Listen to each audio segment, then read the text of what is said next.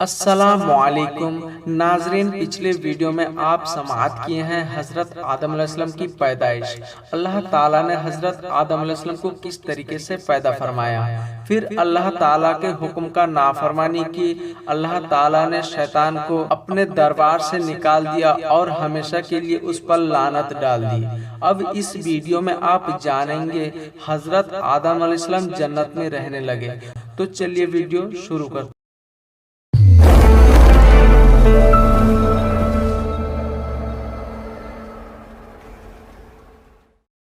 پھر ان کا جی چاہا کہ کوئی ان کا ساتھی ہو جو ان کے ساتھ رہے سہے۔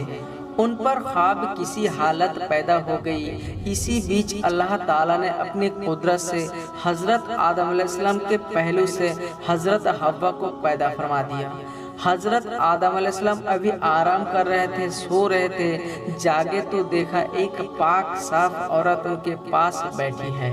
انہیں دیکھ کر وہ بہت خوش ہوئے، پوچھا تم کون ہو؟ حضرت حوا نے کہا کہ میں تیرے جسم کا حصہ ہوں، اس لیے کہ اللہ تعالیٰ نے تیری پسلی سے مجھ کو پیدا کیا ہے۔ ناظرین، کہا جاتا ہے کہ حضرت حوا اتنی خوبصورت تھی کہ پوری دنیا میں جتنی خوبصورت پائی جاتی ہے اس میں سے 90 حصے حضرت حوا کو ملا ہوا تھا اور 10ویں حصے میں پوری دنیا تھی۔ حضرت حوا کو دیکھ کر حضرت آدم علیہ السلام بہت خوش ہوئے، سجدے میں گر پڑے اور اللہ تعالیٰ کا شکر بجا لائے۔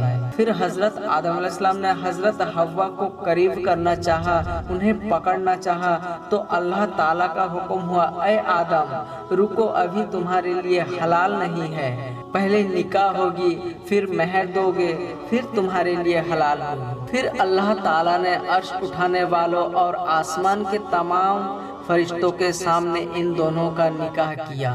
پھر اللہ تعالیٰ نے فرمایا، اے آدم مہر دو۔ پھر حضرت آدم علیہ السلام بولے، اے مولا ان کو میں مہر میں کیا دوں؟ پھر اللہ تعالیٰ نے فرمایا، اے آدم تیری اولاد میں آخر زمانے میں ایک میرا محبوب نبی پیدا ہوگا، اس نبی پر 20 بار درود پاک بھیجو، یہی تمہاری مہر ہے۔ پھر اللہ تعالیٰ کے حکم کے مطابق حضرت آدم علیہ السلام محمد صلی اللہ علیہ وسلم پر 20 بار درود پاک بھیجا اور مہر اسی طرح ادا کی۔ پھر اللہ تعالیٰ کا حکم ہوا، اے آدم و حوا تم دونوں اس جنت میں رہو اور جنت کے تمام میوے کھاؤ، ہاں یہ ایک گیہوں کا پودا ہے، اس کے پاس مت جانا، نہ اس میں سے کچھ کھانا۔ جب ابلیس نے حضرت آدم علیہ السلام کو سجدہ نہ کیا، اس پر لعنت بھیجی گئی، وہ فرشتوں سے نکال دیا گیا تو اس کے دل میں حضرت آدم علیہ السلام کے خلاف جلن پیدا ہو گئی تھی۔ چنانچہ وہ اب اسی چکر میں رہنے لگا کہ کس طرح جنت میں داخل ہو کر وہاں سے حضرت آدم کو نکلوا دے۔ پہلے تو مور سے اس نے دوستی کی اور کہا کہ میری دوستی کے حق تیرے اوپر ثابت ہے، ہم تم دونوں پہلے بھی ساتھ رہا کرتے تھے، میری تجھ سے یہی درخواست ہے کہ تو مجھ کو اپنے بازو پر بٹھا کر جنت میں پہنچا دے کہ میں اپنے دشمن سے بدلہ لے لوں۔ مور نے اس بات سے انکار کر دیا اور کہا کہ تو یہ بات سانپ سے جا کر کہے۔ تب شیطان سانپ کے پاس گیا، اس پر اپنا جادو چلایا، سانپ اس کے جھانسے میں آ گیا، اس کو منہ میں لے کر جنت میں پہنچایا۔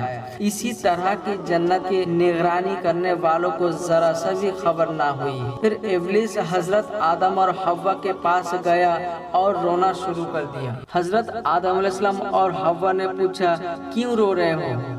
اصل میں انہوں نے شیطان کو نہیں پہچانتے تھے۔ تب شیطان نے کہا کہ میں تم کو نصیحت کرنے آیا ہوں، مجھ کو تمہارے حالت پر رونا آتا ہے کہ تم اس جنت سے نکالے جاؤ گے اور جنت کی نعمتیں تم سے سب لے لی جائے گی اور زندگی کے مزے کے ساتھ ہی موت کے درد کو بھوگو گے۔ ان دونوں نے اس بات کو سننے سے بہت غم کیا۔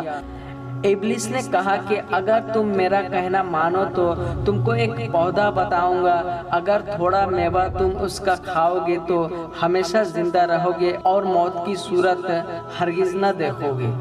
حضرت آدم علیہ السلام نے پوچھا، وہ پودا کون سا ہے؟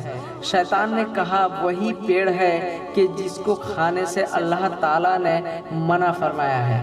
حضرت آدم علیہ السلام نے اسے مانا نہیں، کہا مجھ سے خدا کی نافرمانی ہرگز نہ ہوگی۔ شیطان نے بار بار جھوٹی قسم کھائی کہ میں تمہاری بھلائی چاہنے والا ہوں، تم میری بات مانو، تو بھی حضرت آدم علیہ السلام نے اس کی بات مان کر نہ کر دی۔ آخر کار وہ اٹھ کر چلا گیا۔ پھر شیطان حضرت حوا کی خدمت میں پہنچا اور ان کے دل میں شک پیدا کرنے میں کامیاب ہو گیا۔